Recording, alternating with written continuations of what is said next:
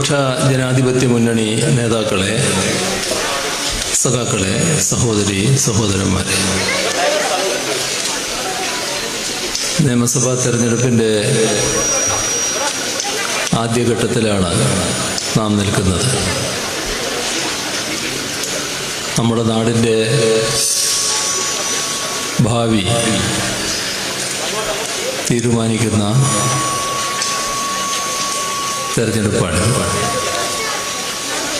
എല്ലാ തെരഞ്ഞെടുപ്പുകളിലും സ്വാഭാവികമായും എങ്ങനെ വേണം നാടിൻ്റെ ഭാവി എന്നാണ് തെരഞ്ഞെടുപ്പ് വിധിയെഴുത്തിലൂടെ തീരുമാനിക്കപ്പെടുന്നത്. ചില മുൻ അനുഭവങ്ങളും ഇത്തരത്തിലുള്ള തെരഞ്ഞെടുപ്പ് ഘട്ടത്തിൽ സ്വാഭാവികമായും ജനങ്ങൾ പരിഗണിക്കുന്നതിനിടയാണ്. 2016 കഴിഞ്ഞ നിയമസഭാ തെരഞ്ഞെടുപ്പ് നടന്നത്. ആ തെരഞ്ഞെടുപ്പ് വേളയിൽ എല്ലാവരും ആഗ്രഹിച്ചത് കേരളത്തിൻ്റെ പിന്നോക്കാവസ്ഥ പരിഹരിക്കപ്പെടണമെന്നാണ്. നമ്മുടെ നാട് പണ്ട് മുതൽക്കേ യശസ് നേടിയൊരു നാടാണ്. പക്ഷെ യശസ്സെല്ലാം നഷ്ടപ്പെട്ട് ഒരുതരം കെട്ട പേര് നമുക്ക് കിട്ടുന്ന അവസ്ഥയായി ആ ഘട്ടത്തിൽ. അപ്പോൾ നഷ്ടപ്പെട്ടു പോയ യശസ് വീണ്ടെടുക്കണം എന്നായിരുന്നു ശരാശരി മലയാളിയുടെ ആഗ്രഹം. അതിന് കക്ഷി വ്യത്യാസമുണ്ടായില്ല, എല്ലാവരും അത് ആഗ്രഹിച്ചു. LDFനെയാണ് കഴിഞ്ഞ തെരഞ്ഞെടുപ്പിൽ ജനങ്ങൾ സ്വീകരിച്ചത്. അപ്പോൾ LDFന് ജനങ്ങൾ നൽകിയ മാൻഡേറ്റ് ഈ പറയുന്ന യശസ് വീണ്ടെടുക്കലായിരുന്നു. അതിലൊരു കുറവും വന്നില്ല എന്നാണ് ഈ 5 വർഷക്കാലത്തെ അനുഭവം. 2016 അധികാരത്തിലേറിയതിനു ശേഷം ഓരോ വർഷവും നമ്മുടെ രാജ്യത്തെ മികവുറ്റ ഭരണ സംവിധാനമുള്ള സംസ്ഥാനമായി കേരളത്തെയാണ് ഇന്ത്യ രാജ്യം തിരഞ്ഞെടുത്തത്. ഒരു വർഷമല്ല, തുടർച്ചയായി ഓരോ വർഷവും. അപ്പോൾ എന്താണോ നമ്മുടെ നാട് ആഗ്രഹിച്ചിരുന്നത് അത് നേടിയെടുക്കാൻ LDF ഭരണത്തിലൂടെ കഴിഞ്ഞുവെന്നാണ് ഇത് കാണിക്കുന്നത്. ഇതോടൊപ്പം ഒട്ടേറെ നാട്ടുകൾ രാജ്യത്ത് ഒന്നാം സ്ഥാനത്തെത്തുന്ന നിലയിൽ നേടിയെടുക്കുന്നതിന് നമുക്ക് കഴിഞ്ഞു. നമ്മുടെ ആരോഗ്യ മേഖല, രാജ്യത്തിന്ന് കേരളത്തിൻ്റെ ആരോഗ്യ മേഖലയെ കടപിടിക്കാവുന്ന ഒരിടവുമില്ല. ചില കാര്യങ്ങളിൽ ലോകത്തിന് തന്നെ മുന്നിൽ നിൽക്കുന്നു. ഇപ്പോൾ കോവിഡ് വന്നു, ഇപ്പോഴും കോവിഡ് നമ്മുടെ കൂടെയുണ്ട്. കോവിഡിനെതിരെയുള്ള പോരാട്ടമാണ് ലോകമാകെ നടത്തിയത്. പക്ഷെ സംഭവിച്ച കാര്യങ്ങൾ അതിവിചിത്രമായതാണ്. വലിയ മികവ് നേടിയ രാഷ്ട്രങ്ങൾ, സാമ്പത്തികമായി വലിയ ശേഷി, ആരോഗ്യരംഗത്ത് വലിയ മികവ്, അത്തരത്തിലുള്ള വികസിത രാഷ്ട്രങ്ങൾ പോലും ഈ കോവിഡിന് മുന്നിൽ വിറങ്ങലിച്ച് വീഴുന്നതാണ് നമ്മൾ കണ്ടത്.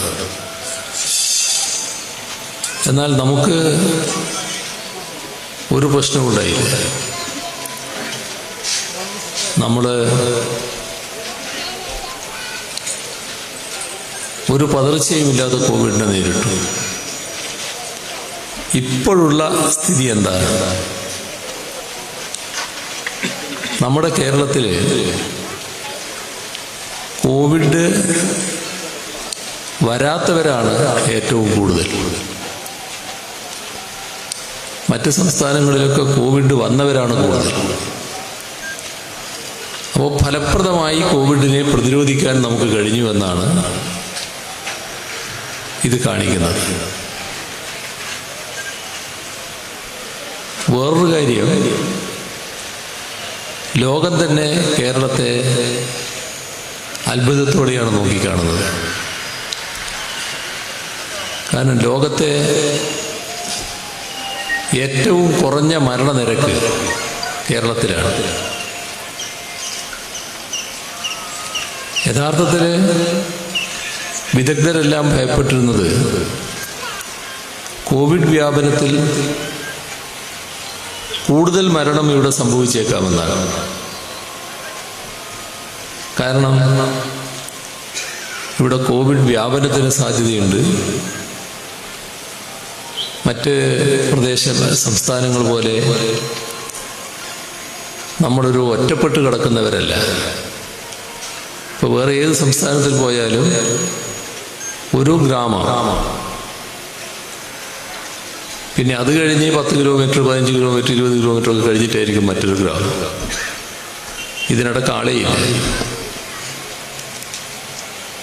കേരളത്തിലെ തലപ്പാടി മുതൽ പാറശാല വരെ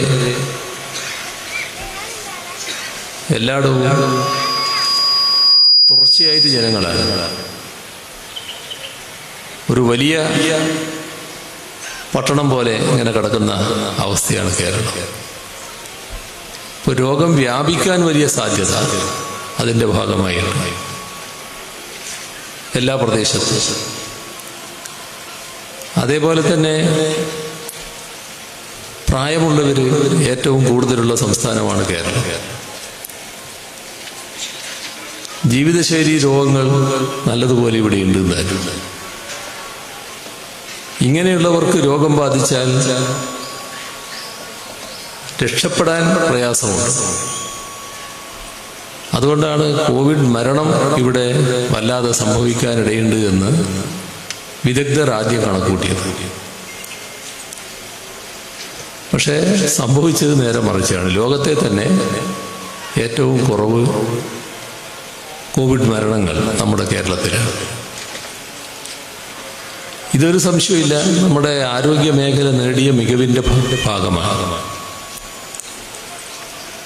നാടും നാട്ടുകാരും നടത്തിയ പ്രവർത്തനങ്ങൾ വില കുറച്ച് കാണേണ്ടതല്ല. എന്നാൽ അതോടൊപ്പം ആരോഗ്യ മേഖലയുടെ മികവ്, എല്ലാ പ്രാഥമിക ആരോഗ്യ കേന്ദ്രങ്ങളും കുടുംബാരോഗ്യ കേന്ദ്രങ്ങളായി മാറുന്നു. താലൂക്ക് ആശുപത്രി മുതൽ മെഡിക്കൽ കോളേജ് ആശുപത്രി വരെ സൂപ്പർ സ്പെഷ്യാലിറ്റി സൗകര്യങ്ങളുണ്ടാകുന്നു. ഫലപ്രദമായ ചികിത്സാ സംവിധാനം. അതോടൊപ്പം Covid first line treatment centre, പിന്നൊരു ഘട്ടത്തിൽ സെക്കൻഡ് ലൈൻ ട്രീറ്റ്മെൻറ്റ് സെൻറ്റർ,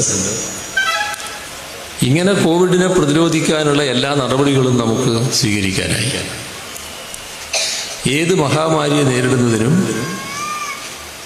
സജ്ജമായി നമ്മുടെ ആരോഗ്യരംഗം നിന്നു.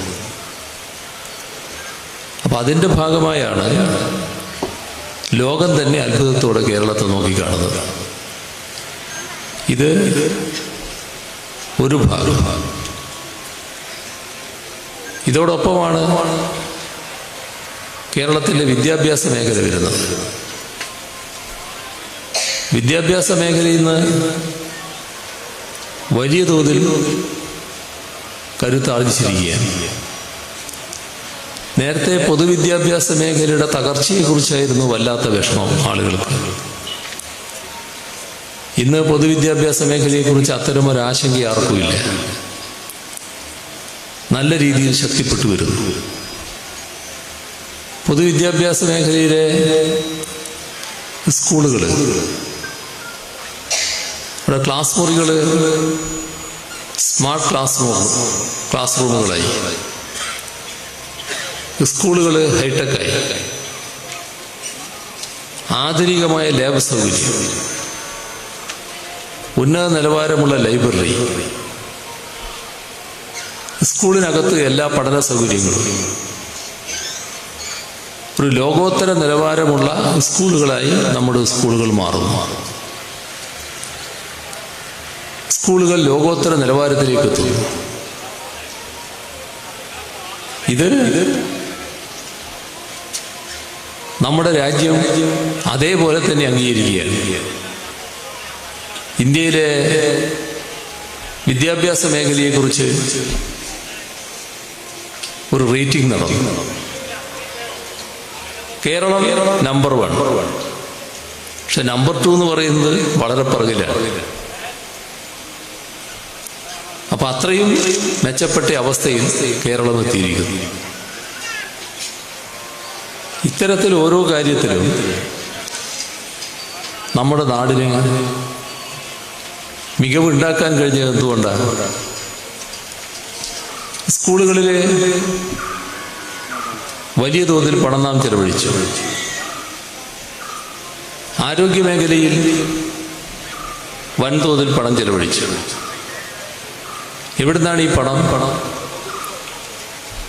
അത് കിഫ്ബിയിലൂടെയാണ് നാം ഉണ്ടാക്കിയത്. കിഫ്ബിയാണ് ധനസ്രോതസ്സായി നിന്നത്. ആ കിഫ്ബി രൂപം കൊള്ളുമ്പോൾ ഗവൺമെന്റ് പറഞ്ഞു 50,000 കോടി രൂപയുടെ അടിസ്ഥാന സൗകര്യ വികസന പദ്ധതികളാണ് കേരളത്തിൽ കിഫ്ബി ധനസഹായത്തോടെ നടപ്പാക്കാൻ ഉദ്ദേശിക്കുന്നത്. സാധാരണ അത്തരം പരിപാടികളൊക്കെ ബജറ്റിലൂടെയുള്ള പണം വെച്ചാണ് നടത്തുക. ഇപ്പോൾ ബജറ്റ് എന്ന് പറയുന്നത് കേരളത്തിന്റെ സാമ്പത്തിക ശേഷിക്കനുസരിച്ച് തയ്യാറാക്കുന്നതാണ്. നമുക്ക് വലിയ സാമ്പത്തിക ശേഷിയില്ല, നമ്മുടെ വിഭവം കുറവ്. അപ്പോ സ്വാഭാവികമായും ഉള്ള വിഭവം വെച്ചാണ് ചെയ്യുക. ഉള്ള വിഭവം വെച്ച് ചെയ്യുമ്പോൾ എല്ലാവരെയും പരിഗണിക്കേണ്ടി വരും. എന്നാൽ പരിഗണിക്കുമ്പോൾ ആവശ്യത്തിനുള്ളത് മുഴുവൻ നൽകാനാവില്ല. ചിലതങ്ങ് പരിഗണിക്കാനേ പറ്റില്ല. ഇങ്ങനൊരു ഇല്ലായ്മയുടെ ഒരു വല്ലാത്ത അവസ്ഥ കേരളത്തിൽ തുറന്നുകൊണ്ടിരിക്കുകയാണ്. ഇതിന്റെ ഭാഗമായി പഴയകാലത്ത് കേരളത്തിന് വലിയ പേരൊക്കെ ഉണ്ടായെങ്കിലും കാലാനുസൃതമായുള്ള പുരോഗതി കേരളത്തിലുണ്ടായില്ല. ഓരോ രംഗവും വല്ലാതെ പിറകിൽ പോയി. അപ്പൊ ഇത്തരം രംഗങ്ങളെ മുന്നോട്ട് കൊണ്ടുവരണമെങ്കിൽ ആവശ്യമായ പണം നൽകുന്നതിനുള്ള ഒരു സംവിധാനം വേണം. ആ ആലോചനയുടെ ഭാഗമായിട്ടാണ് കിഫ്ബിയെ പുനഃസംഘടിപ്പിക്കുന്നത്. അത് ഒരു നിയമത്തിലൂടെയാണ്, കേരള നിയമസഭ പാസാക്കിയ നിയമ ഭേദഗതിയിലൂടെയാണ് കിഫ്ബി ഇന്നത്തെ പരുവത്തിലെത്തുന്നത്. അപ്പൊ ആവശ്യമായ ധനം കണ്ടെത്തുക, അത് പദ്ധതികൾക്ക് വായ്പയായി നൽകുക, ഇതാണ് ഉദ്ദേശിച്ചത്. 50,000 കോടി രൂപ കണ്ടെത്തുമെന്ന് പറഞ്ഞ സ്ഥാനത്ത് ഇപ്പോ കേരളത്തിൽ കിഫ്ബി വഴിയുള്ള ധനസഹായത്തിലൂടെ 63,000 കോടി രൂപയുടെ പദ്ധതികളാണ് ഏറ്റെടുത്തിരിക്കുന്നത്. അപ്പൊ 50-ൽ കുറവല്ല, 50-ഉമല്ല, 63-ലേക്ക് ഉയർത്തും. ഇതിന് നാടാകെ സന്തോഷിക്കുകയാണ്, നാട്ടുകാർക്കെല്ലാം തൃപ്തിയാണ്. പക്ഷെ നമ്മുടെ നാടിൻ്റെ ഒരു പ്രശ്നം, ചിലർക്കിത് രുചിക്കുന്നില്ല, ഇതിനോട് പൊരുത്തപ്പെടാൻ കഴിയുന്നില്ല. നാട്ടുകാർക്ക് പ്രശ്നമില്ല, നാട്ടുകാരെല്ലാം ഇപ്പോൾ നാട്ടിലൊരു സ്കൂള് നന്നായി, ആശുപത്രി നന്നായി, റോഡ് പഴയ കാലത്ത് പൊട്ടിപ്പൊളിഞ്ഞ റോഡുകളാണ്, നല്ല റോഡുകളായി, പാലം ആവശ്യത്തിനുള്ള പാലങ്ങൾ വരുന്നു.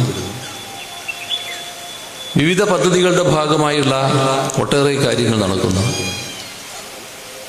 വിവിധ പദ്ധതിയുടെ ഭാഗമായുള്ള കെട്ടിടങ്ങൾ വരുന്നു. നാടാകെ സന്തോഷത്തിലാണ്. പക്ഷേ നാട്ടിലുള്ള കോൺഗ്രസിൻ്റെ, UDF-ന്റെ, BJP-യുടെ നേതാക്കൾക്ക് ഇതുമായി പൊരുത്തപ്പെടാൻ കഴിയുന്നില്ല. കോൺഗ്രസിൻ്റെയും UDF-ന്റെ നേതാക്കളുടെ സ്ഥിതി എന്താ? അവർ കാണുന്നത് തങ്ങൾക്കിതൊന്നും നടത്താൻ കഴിഞ്ഞില്ല,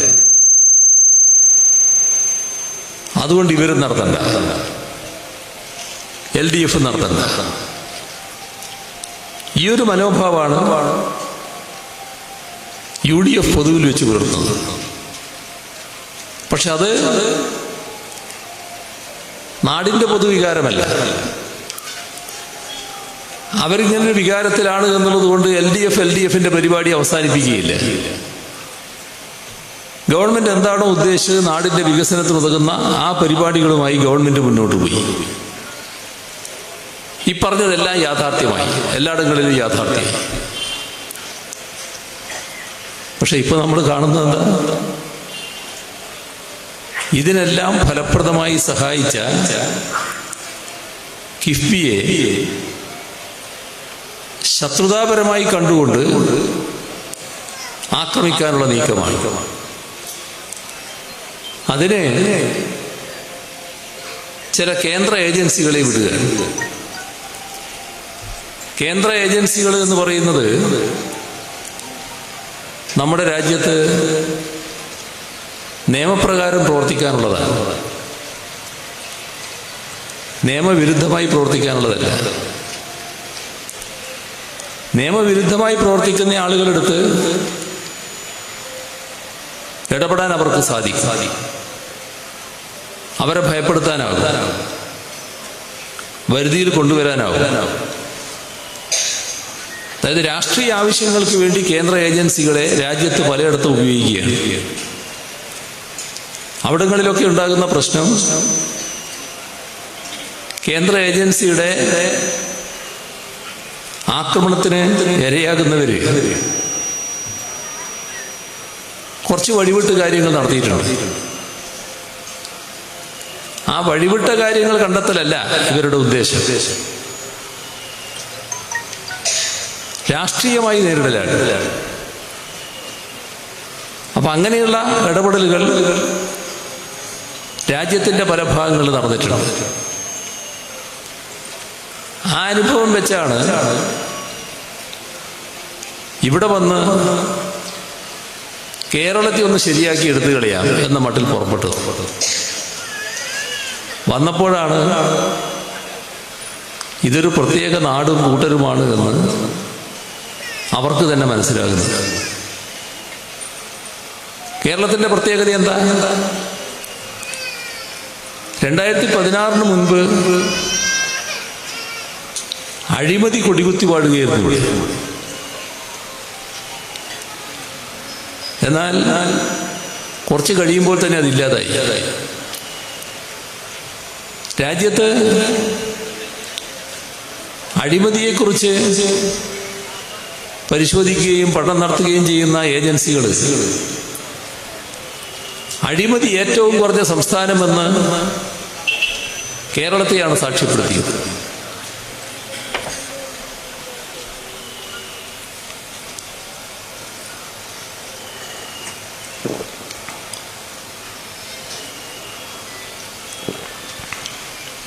അതുകൊണ്ട് തന്നെ കേരളത്തിനകത്ത് അഴിമതിയുടെ ഭാഗമായി ഒന്നും കണ്ടെത്താനില്ല. സംശുദ്ധമായ ഭരണം കേരളത്തിൽ നടന്നിരിക്കുന്നു.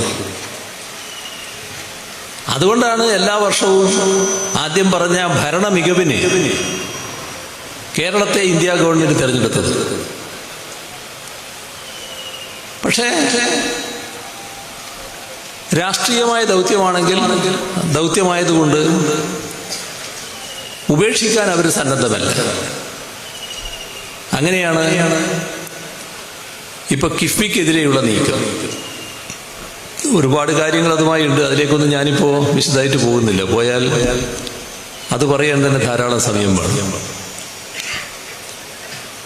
കിഫ്ബിക്കെതിരെ വട്ടമിട്ട് പറന്നുകൊണ്ട് എന്തെങ്കിലും ചെയ്യാൻ പറ്റുമോ? ഈ പറക്കുന്നവർ ക്ഷീണിക്കുക എന്നല്ലാതെ ഒന്നും ചെയ്യാനില്ല. എന്താണ് അത്ര ധൈര്യത്തോടെ പറയുന്നത്? കിഫ്ബി നിയമസഭയുടെ ഉൽപ്പന്നമാണ്. അതിന്റെ പ്രവർത്തനം സാമ്പത്തിക രംഗത്താണ്. സാമ്പത്തിക രംഗത്തെ പ്രവർത്തനങ്ങൾ നടത്തുന്നവർക്ക് അതിനാവശ്യമായ അനുമതി ലഭിക്കണം. ആ അനുമതി റിസർവ് ബാങ്കിൽ നിന്ന് ലഭിച്ചതാണ്. റിസർവ് ബാങ്കാണ് അതിന് അനുമതി നൽകേണ്ടത്. ഇപ്പൊ കിഫ്ബിക്കെതിരെ ലണ്ടൻ സ്റ്റോക്ക് എക്സ്ചേഞ്ചിൽ പോയി മസാല ബോണ്ട് വാങ്ങിയതിനെതിരെ പരിശോധിക്കാൻ ഇവർ പുറപ്പെടുന്നുണ്ട്. മസാല ബോണ്ട് സംസ്ഥാന സർക്കാരിന്റെ ഒരു സംവിധാനം വാങ്ങുന്നത് ആദ്യമാണ്. എന്നാൽ ഇന്ത്യ ഗവൺമെന്റിന്റെ വിവിധ ഏജൻസികൾ ലണ്ടൻ സ്റ്റോക്ക് എക്സ്ചേഞ്ചിൽ നിന്ന് തന്നെ മസാല ബോണ്ട് വാങ്ങിയിട്ടുണ്ട്. ആരാ അനുമതി കൊടുത്തത്? Reserve bank. അതേ അനുമതിയോടെയാണ് കിഫ്ബിയും മസാല ബോണ്ട് വാങ്ങാൻ പോയത്. അപ്പോൾ രാജ്യത്തൊരു ചരിത്രം കുറിക്കുകയാണ്.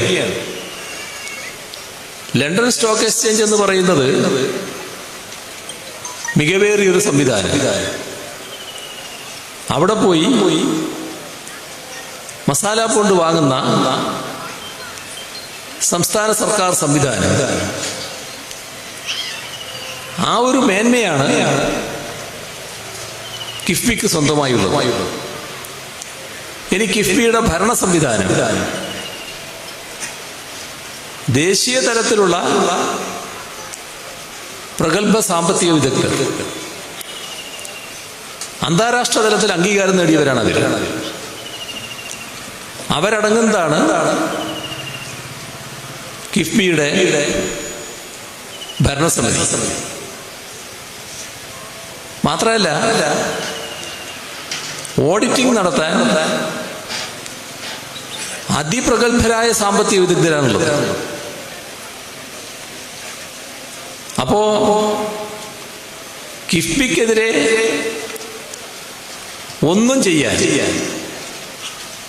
ആവില്ല എന്ന കാര്യം ഉറപ്പ്. എന്നാലും ഒന്ന് നാണം കെടുത്താൻ പറ്റുമോ എന്നാണ് രാഷ്ട്രീയമായി അന്വേഷണ ഏജൻസികൾ നോക്കുന്നത്. അത് അന്വേഷണ ഏജൻസികളുടെ പണിയല്ല. പക്ഷെ നിയന്ത്രിക്കുന്ന രാഷ്ട്രീയക്കാര് പറയുമ്പോൾ ആ തരത്തിൽ ചെയ്യണമെന്ന് ചില ആളുകൾ മനസ്സിലാക്കിക്കൊണ്ടാണ് ഇപ്പോൾ നീങ്ങുന്നത്. അങ്ങനെ വരുമ്പോഴാണ് നിയമവാഴ്ചയുള്ള ഒരു രാജ്യമെന്ന നിലക്ക് കോടതിയുടെ ഇടപെടൽ വരിക. പ്രശ്നങ്ങൾ ഇപ്പോൾ കോടതിയുടെ മുന്നിൽ എത്തിയിരിക്കുകയാണ്. കിഫ്ബിയെ മാത്രമല്ല, നാട്ടിൽ എന്തൊക്കെ നല്ലതുണ്ടോ അതിനെയൊക്കെ തകർക്കാനാണ് നീക്കം. ഇപ്പോ ആരെങ്കിലും തള്ളിപ്പറയുന്ന ഒരു കാര്യമാണോ നമ്മുടെ സംസ്ഥാനത്തെ പാവപ്പെട്ടവർക്ക് വീട് നിർമ്മിച്ചു കൊടുക്കുന്ന പദ്ധതി? വീട് പാവങ്ങൾക്ക് നിർമ്മിക്കാനാവാത്തത് കൊണ്ടാണ് സർക്കാർ തന്നെ മുൻകൈയെടുത്ത് ലൈഫ് മിഷനിലൂടെ വീട് നിർമ്മിച്ച് നൽകാൻ തയ്യാറായി. എത്ര വീടാ? സംസ്ഥാനത്ത് ഇപ്പോൾ 2.5 ലക്ഷത്തിലധികം വീട് നിർമ്മിച്ചു കഴിഞ്ഞു. അതായത് താമസിച്ചു കഴിഞ്ഞു. ഈ കുടുംബങ്ങൾ എവിടെ താമസിക്കുക? അങ്ങനെ വന്നാൽ എത്രയാളായി നോക്കി? ഒരു കുടുംബത്തിൽ ഒരു 4 ആളെ വെച്ച് 2.5 ലക്ഷം കുടുംബത്തിലധികം എന്ന് പറഞ്ഞ് ഇവരെല്ലാം ഒരു പുതിയ അനുഭവമല്ലേ സ്വന്തം വീട്ടിൽ താമസിക്കുക എന്ന് പറയുന്നത്. എന്താ UDF ഇപ്പൊ പറഞ്ഞിരിക്കുന്നത്? UDF പറഞ്ഞത് ലൈഫ് മിഷൻ ഞങ്ങൾ പിരിച്ചുവിടും, ഞങ്ങൾ അധികാരത്തിലെത്തിയാൽ ലൈഫ് മിഷൻ പിരിച്ചുവിടും. പാവങ്ങളോട് തെല്ലെങ്കിലും കനിവുള്ളവരാണെങ്കിൽ അങ്ങനെ ഒരു വർത്തമാനം പറയൂ. പക്ഷേ അതാണ് UDF. ഇപ്പോൾ നമ്മുടെ സംസ്ഥാനത്തെ ക്ഷേമ പെൻഷനുകൾ UDFന്റെ കാലത്ത് 600 രൂപയായിരുന്നു. UDFന്റെ മനോഭാവം എന്തെന്ന് പറയാനാണ് ഞാനിത് ചൂണ്ടിക്കാണിക്കുന്നത്. ആ 600 രൂപ ഒരു നേരത്തെ കഞ്ഞിക്കുള്ള വകയാണ് യഥാർത്ഥത്തിൽ. അതും മുടക്കിക്കളഞ്ഞില്ലേ? 2016 LDF സർക്കാർ അധികാരത്തിൽ വരുമ്പോൾ 18 മാസത്തെ കുടിശ്ശികയാണ്. അത് LDF സർക്കാരാണ് കൊടുത്തു തീർത്തത്. കൊടുത്തു തീർത്തതിന് ശേഷം അവിടെ നിന്നോ? ഈ 600 ഒതുങ്ങിയോ? ഇപ്പോ 1600. LDF കാണുന്നത് ഇനിയും അത് വർദ്ധിക്കേണ്ടതുണ്ട്. ഇതാണ് രണ്ട് മനോഭാവം. LDF പാവങ്ങൾ ഏതെല്ലാം രീതിയിൽ സഹായിക്കാൻ കഴിയുമെന്ന് നോക്കുന്നു. UDF ഏതെല്ലാം രീതിയിൽ ദ്രോഹിക്കാൻ കഴിയുമെന്ന് നോക്കുന്നു. അപ്പോൾ നാട്ടിലെ ജനങ്ങൾക്ക് ഇതെല്ലാം അനുഭവമുള്ളതാണ്. ആ അനുഭവത്തിന്റെ അടിസ്ഥാനത്തിലാണ് ജനങ്ങൾ തീരുമാനമെടുക്കാൻ പോകുന്നത്. ഈ തെരഞ്ഞെടുപ്പ് എന്ന് പറയുന്നത് അത്തരം തീരുമാനങ്ങൾ എടുക്കുന്നതിനുള്ള അവസരവുമാണ്. കേരളത്തിന്റെ ആകെ പ്രശ്നങ്ങളിലേക്കൊന്നും ഈ ഘട്ടത്തിൽ കൂടുതലായി ഞാൻ കടന്നു പോകുന്നില്ല. ഈ തെരഞ്ഞെടുപ്പ് അതീവ പ്രാധാന്യമുള്ള ഒന്നാണ് എന്ന് നാം തിരിച്ചറിയണം. നമ്മെ ദേശീയ തലത്തിൽ തന്നെ അതീവ പ്രാധാന്യത്തോടെ നോക്കിക്കാണുകയാണ്. കേരള നിയമസഭയിലേക്കുള്ള തെരഞ്ഞെടുപ്പാണെങ്കിലും അതിന് ദേശീയ പ്രാധാന്യമുണ്ട്. കാരണം രാജ്യത്താകെയുള്ള ഇടതുപക്ഷം നേതൃത്വം കൊടുക്കുന്ന ഒരു ഗവൺമെന്റ് കേരളത്തിലാണ്. ഇന്ത്യ ഗവൺമെന്റ് നടപ്പാക്കുന്ന ആഗോളവൽക്കരണ ഉദാരവൽക്കരണ നയങ്ങൾക്ക് കൃത്യമായ ബദൽ കേരളത്തിലാണുള്ളത്. അതുകൊണ്ട് തന്നെ കേരള തെരഞ്ഞെടുപ്പ് രാജ്യത്താകെയുള്ള ആഗോളവൽക്കരണ ഉദാരവൽക്കരണ നയങ്ങൾക്കെതിരെ പോരാടിക്കൊണ്ടിരിക്കുന്ന വിവിധ ബഹുജനങ്ങൾ താല്പര്യപൂർവ്വം നോക്കിക്കാണുന്ന ഒന്നാണ്. അതും നാം കാണേണ്ടതായിട്ടുണ്ട്. കേരളത്തിലെ സാധാരണ തെരഞ്ഞെടുപ്പ് വരുമ്പോൾ ആ തെരഞ്ഞെടുപ്പിൽ എവിടെയായാലും, കേരളത്തിൽ മാത്രമല്ല എവിടെയായാലും, ഗവൺമെന്റ് ചെയ്ത കാര്യങ്ങൾ അതിൽ ജനങ്ങൾക്കെതിരായവയുണ്ടാവും, നാടിന് ചേരാത്തവയുണ്ടാവും.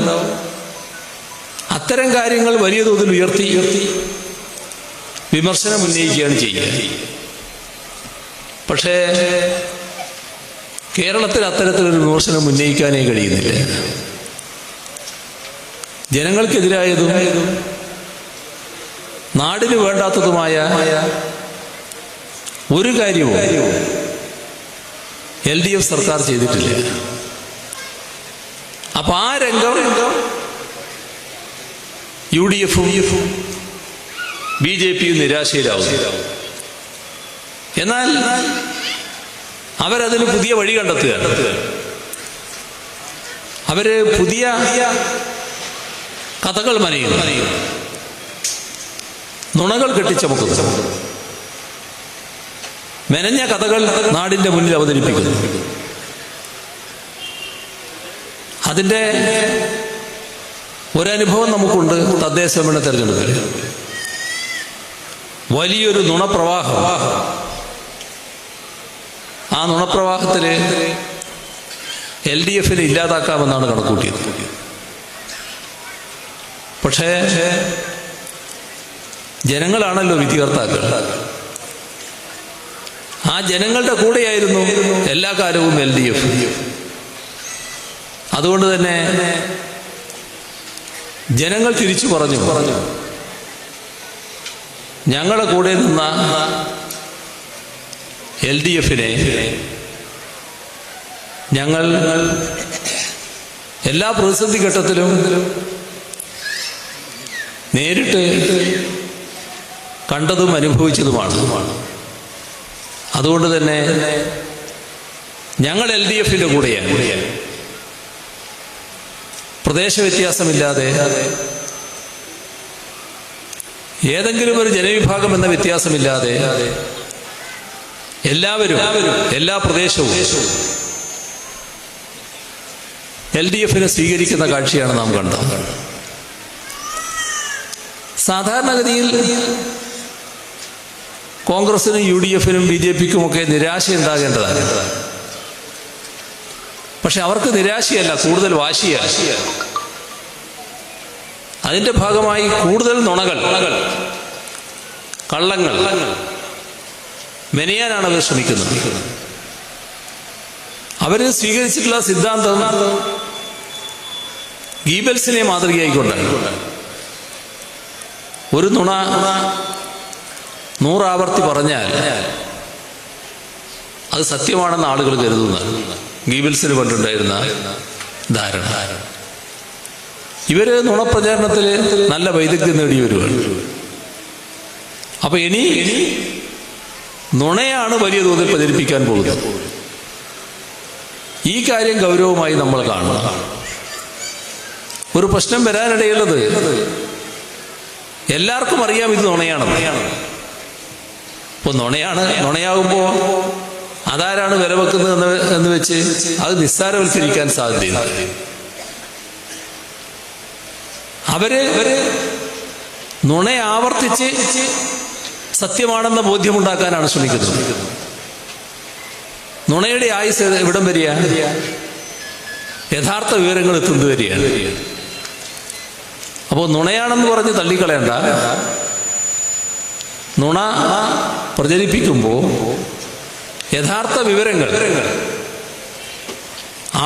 ആളുകളുടെയും കുടുംബങ്ങളുടെയും അടുത്തെത്തിക്കാൻ നമുക്ക് കഴിയണം. അങ്ങനെ വന്നാൽ നുണയുടെ ആയുസ് തീർന്നു. ഈ തെരഞ്ഞെടുപ്പില് ഇടതുപക്ഷ ജനാധിപത്യ മുന്നണി സ്ഥാനാർത്ഥിയായി ഈ മണ്ഡലത്തില് ഇത്തവണയും എന്നെ തന്നെയാണ് CPIM നിർദ്ദേശിച്ചിരിക്കുന്നത്. നിങ്ങളെല്ലാവരും മനസ്സിലാക്കിയ കാര്യമാണത്. ഒരു കാര്യമേ പറയാനുള്ളൂ. കഴിഞ്ഞ 5 വർഷക്കാലം നിങ്ങളുടെ പ്രതിനിധിയായാണ് ഞാൻ നിയമസഭയിലുണ്ടായത്. നിങ്ങൾ അർപ്പിച്ച വിശ്വാസം, അതിന് ഊനം തട്ടും വിധം ഞങ്ങളിൽ ആരും പ്രവർത്തിച്ചിട്ടില്ല എന്നത് നിങ്ങളുടെ അനുഭവമാണ്. ഇനി ഉള്ള കാലയളവും അതേ രീതിയിൽ തന്നെ മുന്നോട്ട് പോകും എന്നതാണ് നൽകാനുള്ള ഉറപ്പ്.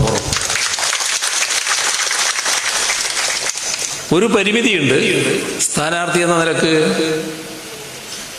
നിങ്ങൾക്കറിയാം ആ പരിമിതിയെക്കുറിച്ച്. ആദ്യഘട്ടം കഴിഞ്ഞാൽ തെരഞ്ഞെടുപ്പ് പ്രചാരണത്തിനായി മറ്റെല്ലാ ജില്ലകളിലേക്കും പോകേണ്ടതായിട്ട് വരും. അപ്പോൾ ഒരു സ്ഥാനാർത്ഥി എന്ന നിലക്ക് അത് സൃഷ്ടിക്കുന്ന പരിമിതിയുണ്ട്. തെരഞ്ഞെടുപ്പ് പ്രചാരണത്തിന്റെ അവസാന നാളുകളിൽ മാത്രമേ പിന്നീട് ഇവിടെ ഉണ്ടാവും.